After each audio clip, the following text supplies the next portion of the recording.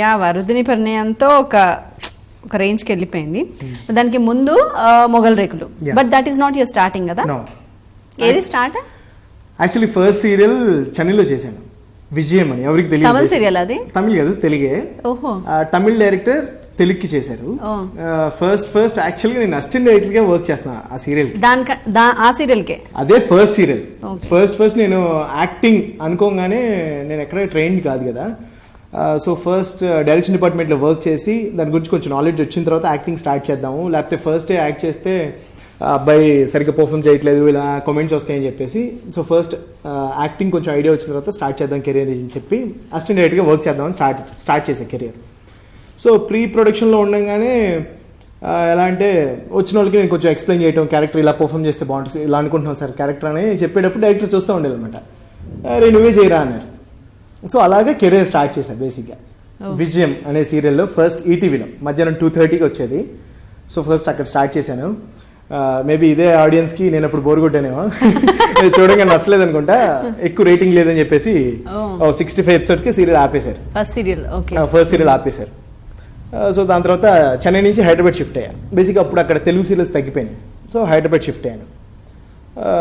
Hyderabad shift అవగానే ఇలాగే తిరుగుతున్నాను, క్యారెక్టర్స్ కోసం చూస్తున్నాను, వెయిట్ చేస్తున్నాను. చేస్తుంటే బొమ్మరిల్లు అనే సీరియల్లో లాస్ట్ హీరో రీప్లేస్మెంట్. అది సెకండ్ హీరో. తను ఎవరో కొత్త అతను, బట్ ఒక 600 ఎపిసోడ్స్ చేసేసారు. లాస్ట్ 19 ఎపిసోడ్స్ కి రీప్లేస్ చేశారు. తనేదో ఇంకా కంప్లీట్ గా మానేసి ఊరు వెళ్ళిపోయాడు అని చెప్పేసి రీప్లేస్ చేశారు. సో లాస్ట్ 19 ఎపిసోడ్స్ నేను చేశాను. అవును, మీకు తెలుసా లాస్ట్ 19? నాకు తెలియదు బేసిక్గా. తెలియదు. సో మంచి క్యారెక్టర్ కదా, హీరో క్యారెక్టర్ కదా, సో ఓకే. అది ఆల్రెడీ ప్రూవ్డ్ సీరియల్ కదా, 600 ఎపిసోడ్స్ రన్ అయింది, సక్సెస్ఫుల్ సీరియల్. మనకు కూడా ఏదో కెరీర్కి యూజ్ అవుతుందని చెప్పి నేను కమిట్ అయ్యాను. మేబీ నా bad luck 1 monthలోనేమో 2 days 3 days work చేశాను, ఇంకో మంత్లో 4 days వర్క్ చేశాను. 7 daysకి సీరియల్ ఎండ్ అయిపోయింది. బేసిక్గా ఫిక్స్ అయిపోయాం మన ఐరన్ లెగ్ అనుకుంటూ. బేసిక్గా మనం ఫస్ట్ సీరియల్ చేయగానే అదే అయిపోయింది, సెకండ్ సీరియల్ ఇదేదో మనకి ఫిక్స్ అయిపోయాయి. నేను ఫిక్స్ అయిపోయాయి బేసిక్గా. ఇంకా బేసిక్ మనం ఏం చేసినా సరే భారీ ఎత్తున ఆగిపోద్ది అనుకుంటా, ఇంకొద్దులే అని చెప్పేసి సరే ఫస్ట్ మనమైతే ఇండస్ట్రీ తప్పితే ఇంకా వేరే ఏం లేదు, అంటే ఫిక్స్ అయిపోయాను. సో అసిస్టెంట్ డైరెక్టర్గా కంటిన్యూ చేద్దాం కొన్ని డేస్ అని చెప్పేసి ఒక డైరెక్టర్ గారి దగ్గర అసిస్టెంట్ డైరెక్టర్గా జాయిన్ అయ్యాను, సంజీవ్ రెడ్డి గారి. సో ఆయన దగ్గర ఆయన ఓన్ ప్రొడక్షన్లో కొత్త సీరియల్ స్టార్ట్ చేస్తున్నారు. సో ఆయన దగ్గర అసిస్టెంట్ డైరెక్టర్గా జాయిన్ అయ్యాను. హీరో తర్వాత అసిస్టెంట్ డైరెక్టర్ అయ్యారు మీరు? యాక్చువల్లీ ఫస్ట్ అసిస్టెంట్ డైరెక్టర్ చేస్తూ నేర్చుకుందాం అనుకున్నాను. ఫస్ట్ సీరియల్కి ఏమో 10 days 15 days వర్క్ చేశాను, ఆ సీరియల్ అయిపోయింది.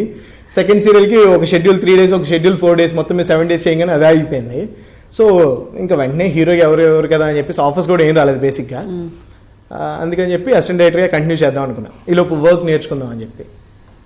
సో అలాగే చేస్తున్నాను. ఒక 1 month చేశాను. ఇలాగే షూటింగ్కి వచ్చిన వాళ్ళు ఎవరు అన్నారనమాట, ఎందుకు బాగున్నారు కదా, మంచి హైట్ అంతా బాగుంది కదా, మొగల్ రేకులు ఆడిషన్స్ జరుగుతుంది వెళ్ళండి అని. సో నాకు ఇంట్రెస్ట్ ఉంది కదా. సో మా ఇంట్లో వాళ్ళు ఎలా అన్నారంటే, అప్పటికే మొగల్ రేకులు చాలా పెద్ద హిట్ సీరియల్, ఫస్ట్ జనరేషన్. ఇంట్లో వాళ్ళు అందులో చిన్న క్యారెక్టర్ వచ్చినా సరే నీకు మంచి పేరు వస్తుంది, మంచి చాలా కేర్ తీసుకుంటారు ఎవ్రీ క్యారెక్టర్ మీద. సో మీరు చేస్తే బాగుంటుంది, నువ్వు ఏ చిన్న క్యారెక్టర్ చేసినా నువ్వు హ్యాపీ. మాకైతే హీరో అవ్వాలని ఏం లేదు, అంటే నాకు బేసిక్గా ఇన్నర్గా హీరో అవ్వాలని ఉంది, బట్ మొగల్ రేకుల్లో హీరో మెయిన్ లీడ్ అంత థాట్ అయితే లేదు. బికాస్ మొగల్ రేకులు అంటే అక్కడ ఉండేది ఆ టైంలో రేటింగ్ కానీ, అండ్ సాగర్ అన్న వాళ్ళ క్యారెక్టరేషన్స్, ఇంద్ర వీళ్ళందరూ క్యారెక్టరేషన్స్ చాలా బాగుండేవి. సో ఓకే చిన్న క్యారెక్టర్ వచ్చినా చేద్దాము, మనకి ఫేమ్కి యూజ్ అవుద్ది, మన కెరీర్కి యూజ్ అవుద్ది కదా అని చెప్పేసి ఆడిషన్కి వెళ్ళా.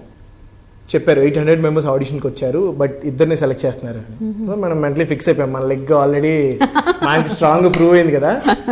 సో ఇంకా కన్ఫర్మ్ ఫిక్స్ అయిపోయా, రాదులే బట్ మన ఎఫర్ట్ అయితే పెడదాము అని చేశాను.